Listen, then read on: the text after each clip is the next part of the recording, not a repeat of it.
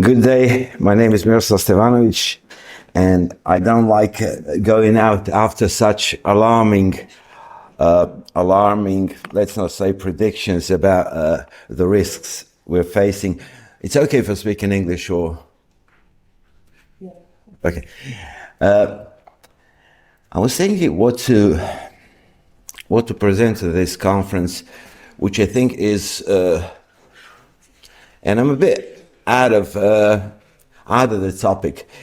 And unlike my learned colleague, Mr. Proroković, I'm a bit on the same side of things. So my dilemma was, how come with the age I understand less and less, and I really can't sometimes, no matter how much I try, how much I read, how much I observe, I can't understand many of the things I'm reading and I'm hearing. So the first thing this conference is dealing with is a matter of what they call energy security. So I did a brief historical research, and we find that energy security is not really a permanent concept. It basically comes into effect after 1973, when our OPEC countries blocked the supply of oil. And then you have establishing by importing countries, which are mainly industrial countries, something like International Energy Agency, and it was supposed to be an intergovernmental organization to provide for world's energy sector, for security of supply. Very nice. But then besides that, at that time, there is a trend to somehow dislocate from hydrocarbons, primarily oil, which was the main energy source at the time. Now, in the meanwhile, we've had Carter Doctrine, which proclaimed something which was supposed to be, in the era of collective security, illegal. He said that they will provide the free flow of energy for the energy markets, even by force. That was something which has passed through everyone's ears. No one really paid attention to it. And since then, we had a situation where some powers reserve the right to apply force, to control countries. And we even have the talk by, that was General Wesley Clark, who described how they're just going to topple regimes in the countries which are energy suppliers. Now we're talking about hydrocarbons. But energy security then went further. And what are they going to substitute hydrocarbons with? Someone invents a concept on, again, I mentioned my learning colleague, Mr. Proroković. I'm glad he mentioned it first. I'm glad it's not me. But green energy, Green Deal. We have concepts which no one has defined. Now, 2 days ago, European Commission published a white paper, and the most successful country in the Green Deal is Denmark. And what do they find? It's unsustainable. It costs so much. It's ridiculous to do. Now, I'm not going to criticize EU. I don't consider them staying along for much longer. But I'm talking about understanding of the concept of energy security. So at one time, it turns out that someone says a state has a duty to provide not only safety and well-being, but energy supply. That was never an obligation of the state. Because if you don't have resources, you can't provide. You have to buy on the market. That's plain logic. You don't have to be a scientist, whatever. Now, so we're coming now that energy is becoming a matter of national security. National security is dealing with foreign politics. That's the main objective of national security, is to sustain or to survive among the others. And now we get to a problem that we get more and more scientists, more and more organizations, more and more people dealing with something which no one knows what really is. Green Deal, I've done many work on that. Sustainable development, I've done many work on that. Illegal, political, no one knows. International Court of Justice doesn't recognize sustainable development. So it's just an empty talk. Now we have a story about soft law. Soft law does not create rules. Those are norms, but they're political norms. It may give what is the substance of a certain rule. It may give us, but it's not a rule. It's not creating. But you have a discourse where there is a soft law. And that was the part dealing with the term itself. I'm not going to bore you with that. Who's interested, he can read it when it's published. Now, but the main thing I was doing this work is I went through some organizations which are dealing with energy and energy security. Basically, what we have International Energy Agency, which is an international organization created by the states and for the states, whoever goes with, along with democracy. But we have some companies which are non-governmental. We have like Atlantic Council. What is it for Atlantic Council? Now it says on their website, it says it galvanizes US global leadership. You're talking about global international energy security, and who's talking? An organization who's galvanizing US global leadership. And people read it. And no one says it to nut house, maybe they're under temperatures. It's okay. If they're sick, it's okay. But if they don't have a temperature, if they're normal, that is just not a talk that any sane person should accept. Now, what do they say? They focus, I'll quote this, you can't make this up. This is for global energy security. China has become an electric vehicle export behemoth. How should US and EU respond? Curbing Russian oil and gas export. Reducing Europe's reliance on Russian energy. That is not geopolitics. That is, ladies and gentlemen, war. And we should not have any illusion that someone cares about energy supply, about energy, about production. That is war. Why is it war? So this is not, I'm quoting what they're saying. So that's a non-governmental organization. We go on further and we find a very nice, that's non-governmental. International Energy Agency is an international organization. And you find some reason there. Energy security corresponding to the risks there are in the Middle East, here and there, prospects for clean energy. So those sound reasonable. And we basically find that an organization which has a reasonable state-based origin doesn't have a backside agenda. It may have through financing and everything, but that is not the big problem.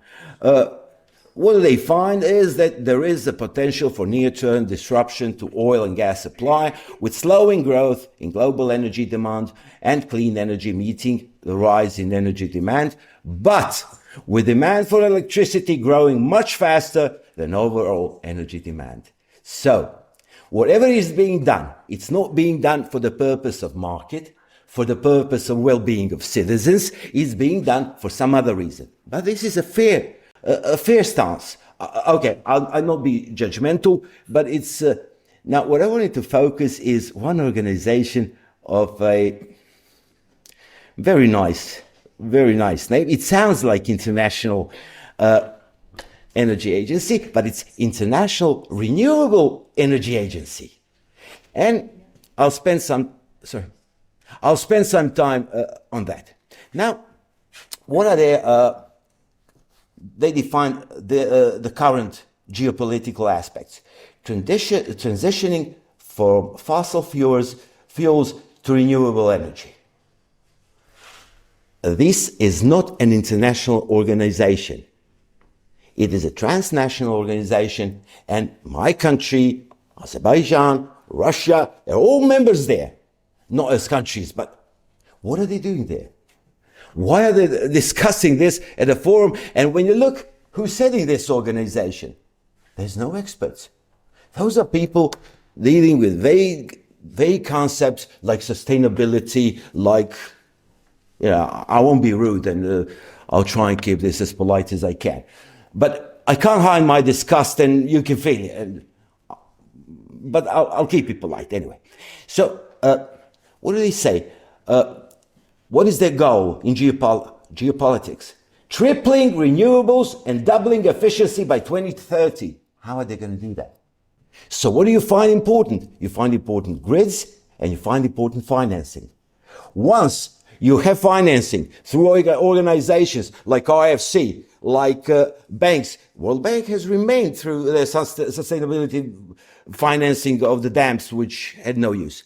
So what you're having here, and I'll say it in the conclusion, I'll just list it here, transitioning away from fossil fuels, new trade flows in electricity, hydrogen materials and clean technology. They say this will emerge. It may not emerge. That's why Germany is closing its car factories, and that's why their industries are running away.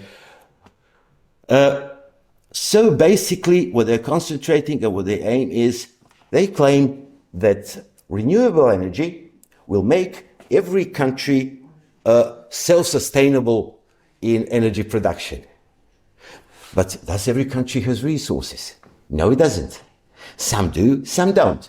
It's same with fossil fuels. Some countries have it, some don't. In normal circumstances, until the Second World War, then the army discovered that you can destroy the enemy by leaving it without oil and whatever. So you'll have grids. Grids will be centralized to operate. But in order to make grids, you have to take credits. If you take credits, which are not sufficient, you will have corruption as a global means of management. And all rest is farce, because inflation and everything is a farce, because you know, it's like USA. They give you $100, you have to give them back 50. And you have a project, you have what they say, the accounting rules and everything. That is I'm a bit too old to like to listen to fairy tales. I used to like them, and I read all the fairy tales. I don't anymore. Maybe I should return back to it.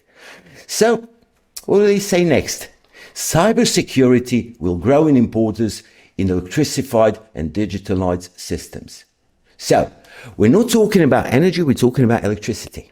Electricity, but you can't run a tank on electricity. You can't run a fighting vehicle on electricity. So you can only act and you can only make pretend. So to finish up, you got another one. It's like S&P Global. It's a company providing market intelligence for decision makers. So now we have international organizations, we have non-governmental organizations, we have think tanks, and now we have companies. What do they say? Increased concern for energy security worldwide caused by climate change, cybersecurity threats, and the war in Ukraine. Climate change. How is climate change? We still have here winter, spring, summer, fall. Or maybe I don't know, maybe I'm missing something. Where has we have a rise in temperature.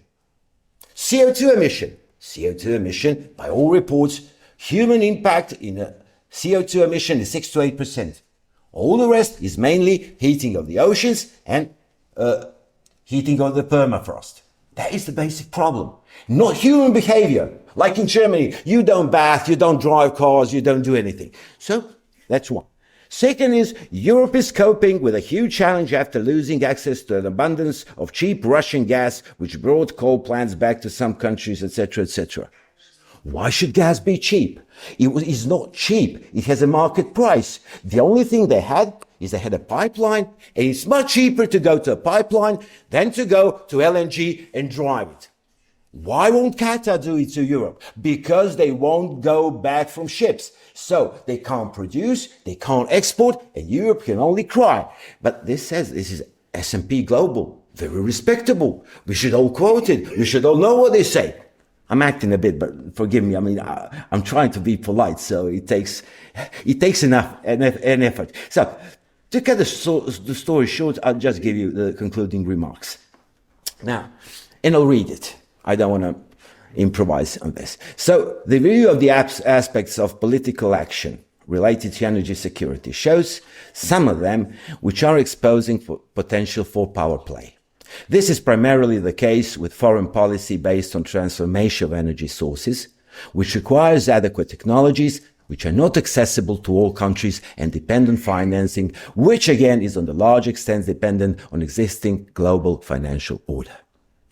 It seems that the countries which have the technology and the access to credit mechanisms are in position to seek to influence the behavior and relations with other actors, having in mind in broadening of transnational and international entities promoting ideologies like decarbonization, greening of industry, zero emission of gases with glasshouse effects, etc.